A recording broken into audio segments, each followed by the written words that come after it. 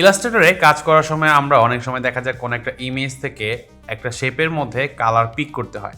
So এই ক্ষেত্রে আমরা যে প্রসেসটা ফলো করি সেটা হচ্ছে এই স্ক্রিনে যেখানে আমরা এই শেপটা সিলেক্ট করলাম সিলেকশন টুল দিয়ে, দেন আইড্রপার টুলস দিয়ে এখান থেকে কালারটা পিক আপ করে নিচ্ছি। পরবর্তী শেপগুলোতে যদি আমার কালারের প্রয়োজন হয় আবার কি করতেছি, শেপ টুল দিয়ে হচ্ছে এটাকে সিলেক্ট করতেছি বা সিলেকশন টুল দিয়ে সিলেক্ট করতেছি, আবার আইড্রপার টুলস নিচ্ছি এবং আবার এখানে ইমেজের উপর ক্লিক করতেছি। সো এই বিষয়টা যদি আমরা একটা শর্টকাট ইউজ করে কাজ করি তাহলে কিন্তু আমাদের কাজটা খুবই সহজ হয়। শর্টকাটটা কি, চলুন আজকে সেটা নিয়ে আলোচনা করব। সো আমি পূর্বে যেভাবে কাজ করতেছিলাম যে প্রত্যেকটা শেপ আমার সিলেক্ট করে নিয়ে কাজ করতে হচ্ছিল, বাট এখন আমি কোনো শেপই সিলেক্ট করতেছি না।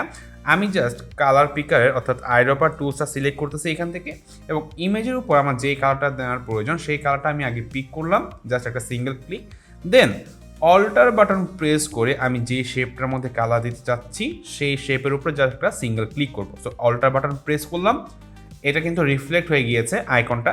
এখন জাস্ট আমি শেপের উপরে ক্লিক করে দিচ্ছি, কালারটা চলে আসে। সেমভাবে আমি যদি এখন সেকেন্ড কালারটা দিতে চাই just eyedropper tool select click করলাম, কালার পিক হইলো, এই শেপের মধ্যে দিতে চাচ্ছি অল্টার বাটন প্রেস করলাম, কাজ শেষ। তো সেমভাবে আমি প্রত্যেকটা শেপে এই প্রসেসটা ফলো করে কিন্তু আমি ইজিলিভাবে কালার পিক করে কাজ করতে পারবো।